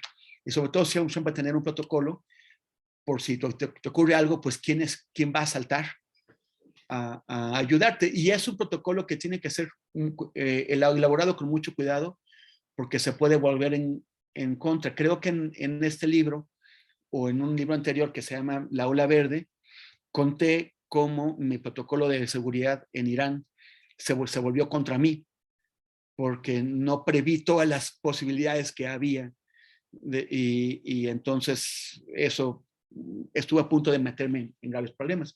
En cambio, en Siria, ahí sí el protocolo funcionó bien, pero porque ya había ganado algo de experiencia y entonces ya no metí la pata como lo hice la vez anterior. La siguiente pregunta es de Carlos Rodríguez, que se parece también a la de Jessica Ayala, que preguntan ¿cuál es tu postura hacia los periodistas youtubers? ¿Hablan o matan la verdad? Y bueno, esa por ahora. O sea, es que, a ver, no sé, Astillero puede ser calificado de periodista youtuber, ¿no? Pero es básicamente un periodista. O sea, una cosa es utilizar un medio de comunicación, que puede ser la tele, puede ser YouTube, o sea, una plataforma, pero tú estás haciendo periodismo, y otra cosa es que seas un personaje que se desenvuelve particularmente bien en una plataforma y que a partir de ello empieces a hacer cosas del periodismo sin estar preparado o sin tener la intención de hacer periodismo. El caso de la primera línea de La Mañanera, que su papel, el hecho de que tengan esos asientos ya para ellos, es una de las evidencias de que su papel es ser colchones, es ser algo que suavice la interacción diaria que tiene el presidente con otros periodistas. Están ahí para la lisonja, están ahí para pedir incluso acciones represivas, porque lo han hecho, contra otros periodistas, cosas a las que Andrés Manuel no ha hecho caso, pero que ellos están ahí haciendo ese show, y están ahí también para promover intereses personales, ¿no? O sea, han sido acusados de utilizar el espacio para tener otro tipo de beneficios extra periodísticos. Entonces, que son cosas que se tienen que demostrar, por supuesto, pero hay indicios que pues preocupan de qué es lo que están haciendo ahí. Entonces, tú tienes a un personaje como el Chapucero, por ejemplo, que no es de la Pañanera porque él está en Tabasco, pero bueno, es también uno que antes se dedicaba a hacer elogios para el PRI y que cuando cambiaron los tiempos, pues entonces empezó a hacer los elogios para López Obrador, que no es un periodista, solamente es un comentarista sin preparación y sin intención de servir a la gente, sino de aprovechar la tribuna para beneficiarse él mismo. no es un periodista. Es un youtuber que tiene un micrófono, que es exitoso, que responde a lo que muchas personas que van a YouTube quieren ver, pero que no está haciendo periodismo, está haciendo comentarios así. Y eso no es novedad, lo hemos, o sea, muchas veces tú puedes no hacer periodismo desde un periódico, ¿no? Las columnas que son de chismes y de dimes y diretes, que son empleadas como arietes para golpear aquí y para allá y para vender publicidad o para sacar beneficios, pues yo no veo cómo pueden ser calificadas como periodismo solamente porque están sobre las páginas de un periódico. O sea, si eso siempre se ha hecho, solamente ahora encontró otra plataforma por donde salir. Y las últimas preguntas son, ¿cuál es tu perspectiva sobre la relación entre el periodismo y el activismo? De Patricia Franco Rodríguez, y tal vez esta pregunta la podemos abrir al doctor Andrew y a la doctora Frida, y con eso cerramos esta sesión de preguntas. ¿Empiezo yo?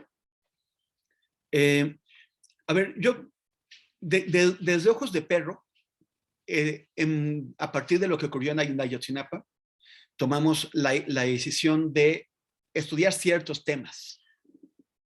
O sea, nuestra elección, que puede o no ser calificada o admitida como activista, es básicamente dedicarnos a...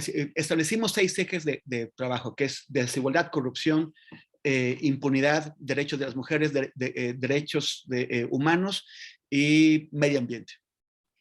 Entonces, lo que hacemos es tratar, o sea, es enfocar nuestro trabajo, nuestros talentos y capacidades hacia esos temas.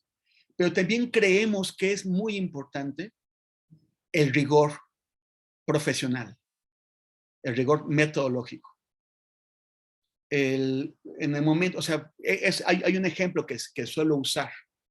En febrero de 2011 entramos los primeros periodistas a cubrir la revolución en Libia.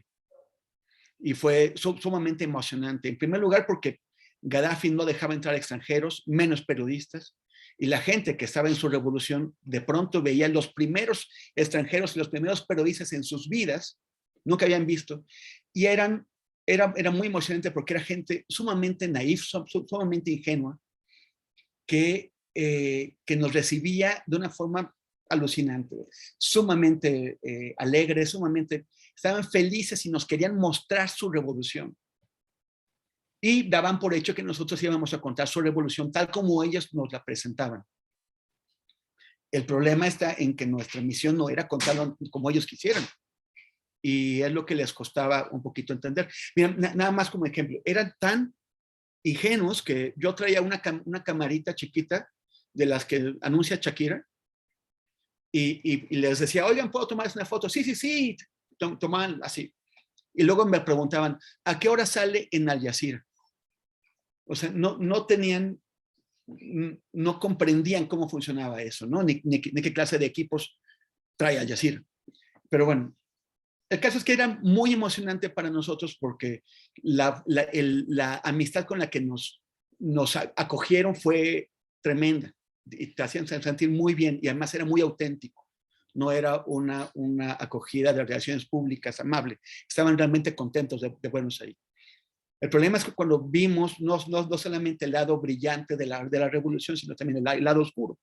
Por ejemplo, el día en que la Mahkama, que era un edificio donde antes habían estado los tribunales en Benghazi, y ahí habían colocado la sede de su pequeño gobierno revolucionario, cuando vimos que llevaban a 9 o 10 hombres negros detenidos y los subían y los colocaban en unas celdas. Y preguntamos por qué y nos dijeron es que son mercenarios de Gaddafi. Pero cuando indagamos un poquito más, nos dimos cuenta de que solamente uno de ellos quizás podía haber sido uno de los mercenarios de Gaddafi. Es cierto que Gaddafi tenía una política de décadas de entrenar a subsaharianos de varios países en campos en Libia para después utilizarlos en maniobras de desestabilización en otros países y que los estaba usando ahora para defenderse. contra los revolucionarios. Pero esos 9 hombres que tienen ahí, solamente uno, quizás los demás solamente los habían agarrado por ser negros. Porque en el mundo árabe, el racismo contra los negros es súper fuerte.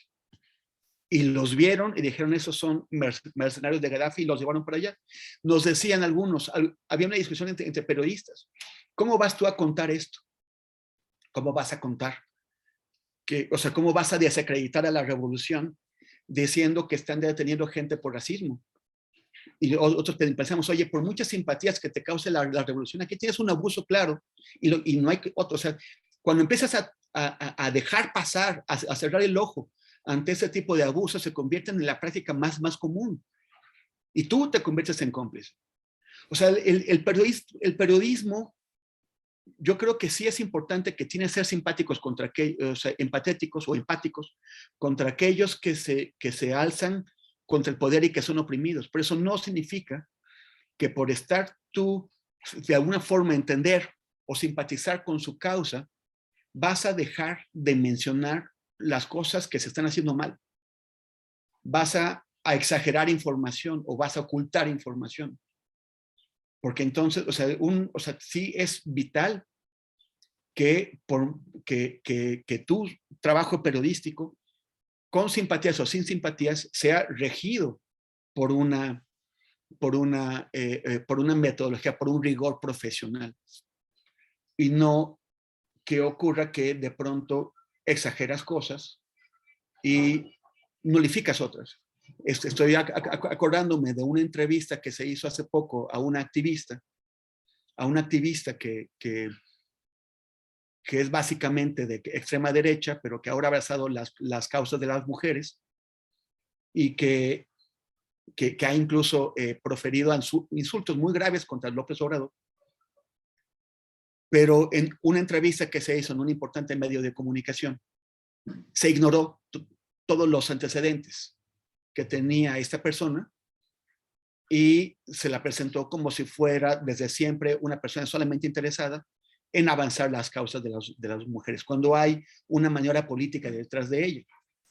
La persona que hizo esta entrevista estaba privilegiando una causa por encima del derecho que tiene el público a saber bien quién es esa persona a la que ella está entrevistando, a saber qué hay detrás de ella. Y no digo que les ponga, solamente que le haga las preguntas indispensables, pero no las hizo. O si las hizo, no las publicó.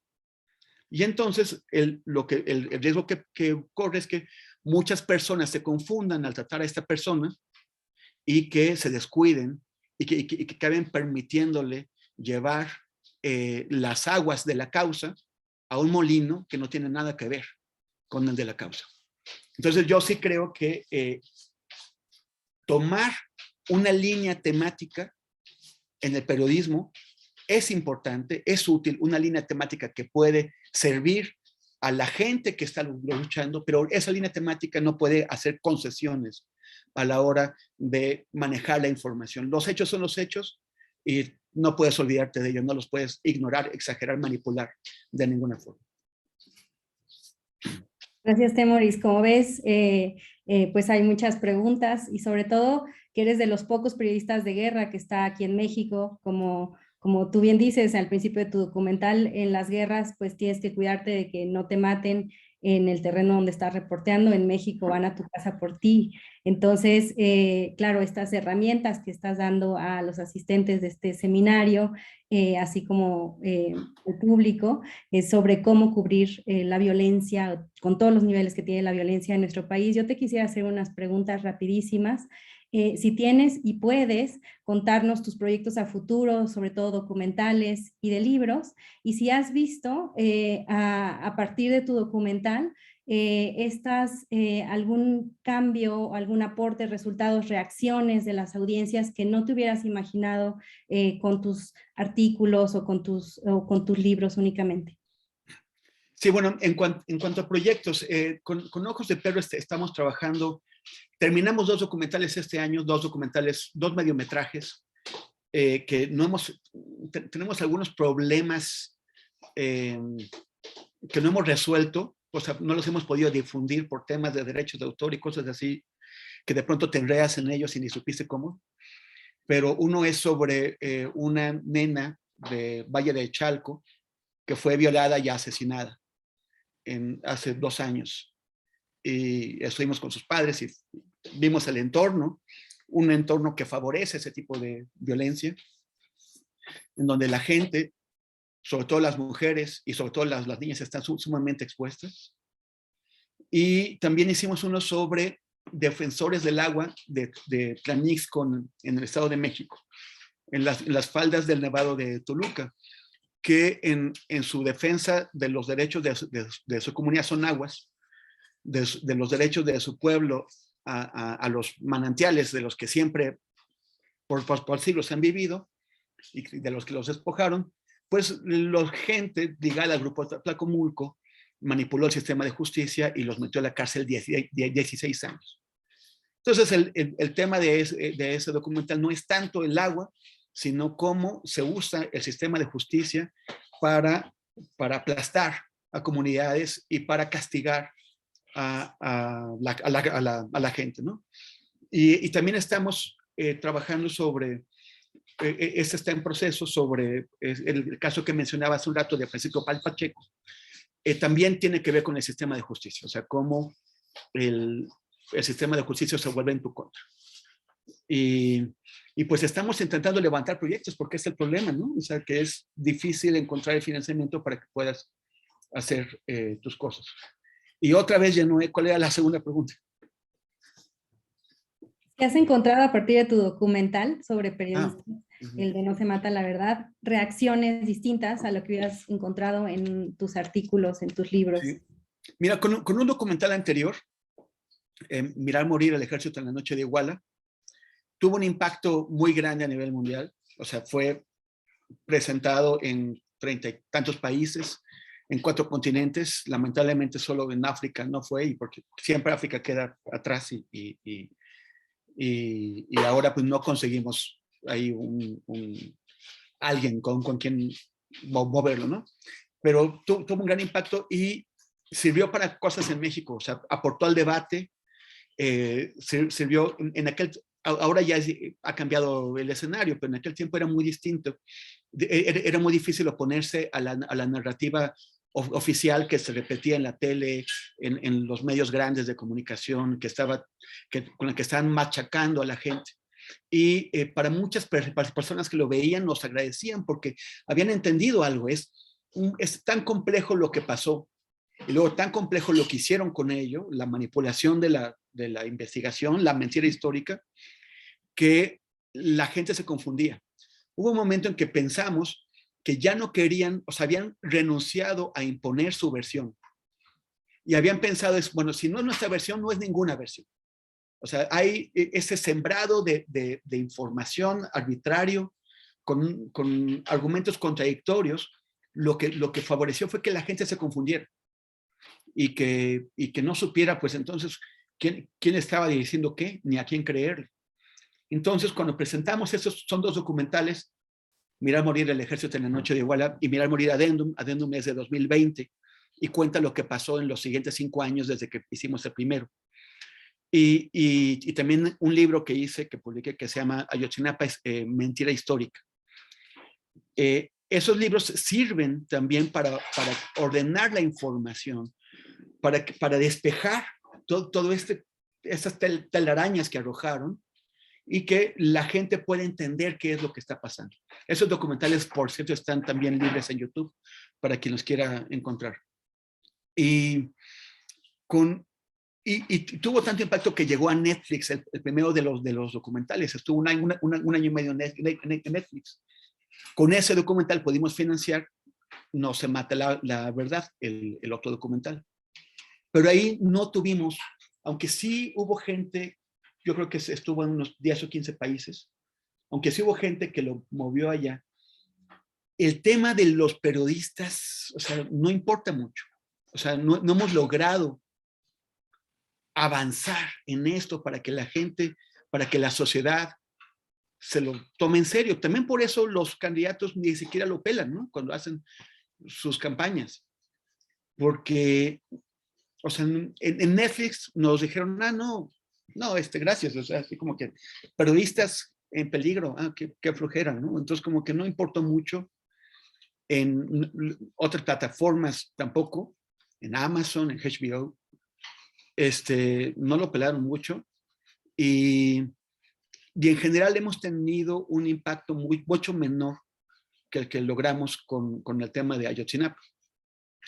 Pero pues hay que seguir haciendo el esfuerzo, ¿no? O sea, por eso también estamos trabajando el caso de Pacheco ahora, porque sí quisiéramos lograr o ayudar a cambiar actitudes y mentalidades en el conjunto de la sociedad. Yo creo que es lo que todos queremos hacer con nuestros trabajos, en la academia, en el periodismo, en otros ámbitos.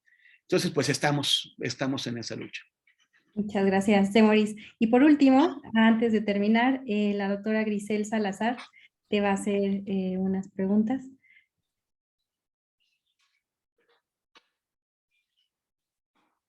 Ahí. Perdón que apague mi cámara, es que tengo súper mala red y se me está congelando. No sé si me escuchan. Sí, sí, sí. Ah, ok, perfecto. Temoris, pues eso, primero felicitarte por un trabajo muy necesario, porque yo también estoy convencida de que gran parte de la desconexión entre las audiencias y el periodismo y esta falta de indignación tiene que ver con que no se generan suficientes trabajos que nos muestran la importancia del periodismo para la vida pública, para la vida social y obviamente para la vida democrática. En ese sentido, creo que este trabajo, como los que se están generando desde otros miradores, escasos todavía, como se ha mencionado, es algo que necesitábamos y que tenemos que seguir empujando. Y mi pregunta va un poco en ese sentido. Quería preguntarte si en estos casos que tú documentas, el caso de Pedro Canché, el caso de Javier Valdés, que creo que es como emblemático en ese sentido, Rubén Espinosa, ¿te encontraste algún elemento que pudiera ayudarnos a entender cómo esos periodistas se constituyen en un nodo comunitario o un emblema de algo? Digamos, me parece que es fundamental este respaldo de audiencias, organizaciones, colegas y estas figuras que logran agrupar en torno suyo a otros actores, pues son como hitos fundamentales, desafortunadamente con un final, con un desenlace trágico, pero si tú encontraste como este rasgo en otros entornos o cómo podemos construir ese periodismo comunitario. Mira, eso es difícil y es duro porque muchas veces la gente adquiere esa estatura después de la tragedia. O sea, por ejemplo, en el caso de Pedro Canché fue porque lo metieron a la cárcel, porque artículo 19 tomó su defensa, porque sacarlo de la cárcel y del Estado fue una derrota del gobernador. Y todo eso genera una mística que hace que la comunidad lo voltee a ver. Pero aún así está bastante solo. Y sujeto también a presiones y a amenazas. Incluso del gobernador nuevo. En el caso de Javier Valdés, de muchos de nosotros, uno se convierte, o sea, en un aglutinador a veces de su gremio y poco más. O sea, todos tenemos muy presente a Javier Valdés porque somos periodistas o estudiamos el periodismo o los fenómenos de la comunicación o tenemos, pero de ahí, o sea, la manifestación que hicimos en frente a Gobernación para protestar por la muerte, por el asesinato de Javier, debemos haber ido 400 personas y mucho. Y fue de las más grandes, yo creo que la más grande que hemos hecho. Con Miroslava también hicimos otra que fue un recorrido del Ángel de la Independencia a la PGR, que estaba sobre Reforma antes de que el temblor dañara el edificio. Y fuimos 300, 400, y estábamos muy contentos porque habíamos juntado más. Cuando protestamos, antes de que mataran a Moisés, lo habían secuestrado. Y la cuestión ahí era movernos rápido, porque todavía pensábamos que había la posibilidad de que las autoridades se movieran y lo sacaran vivo. Y fuimos a protestar a la casa, a la residencia, a la representación de Veracruz en México, que está aquí en la calle de Marsella, en la Colonia Juárez. Yo creo que éramos como 12, todos periodistas. Y es chiste porque nos dábamos turnos. Unos agarrábamos los cartelitos para protestar y otros tomaban fotos. Y luego los que tomaban fotos se pasaban para protestar y otros tomaban fotos. Es muy raro que un periodista adquiera un liderazgo social, y el problema es que ese liderazgo social lo concede el propietario del medio. O sea, Televisión Azteca, o sea, siempre han fabricado figuras de atracción pública, utilizando su control sobre el medio de comunicación. Entonces eso es lo que tiene a algunas personas que como méritos periodísticos no tienen ninguno, pero son considerados grandes figuras porque salen todos los días en la tele, o porque tienen un espacio privilegiado en un medio de comunicación de los grandes. Entonces ese es un problema. O sea, hay pocos periodistas que tengan un liderazgo en su comunidad que sea reconocido más allá de la potenciación que les dan los medios. Y esos liderazgos no se consiguen tanto con sus trabajos, sino con su activismo. O sea, periodistas que además son activistas y que usan su pequeño medio de comunicación como una vía más de su activismo. O sea, la comunidad reconoce a la figura que está trabajando en la calle y enfrentando los poderes o organizando, y que además es un periodista o tiene un espacio en un medio de comunicación.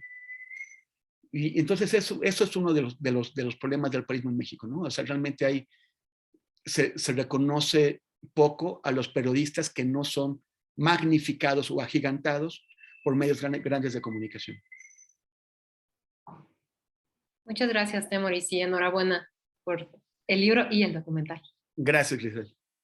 Pues no me queda más que agradecerles muchísimo. Ha sido un placer tenerlas y tenerlos en este seminario interdisciplinario de estudios de prensa y poder. En nombre del programa de periodismo CIDE, pues les extiendo un agradecimiento y toda mi admiración a la doctora Frida Rodelo, al doctor Andrew Paxman y por supuesto a Temoris Greco.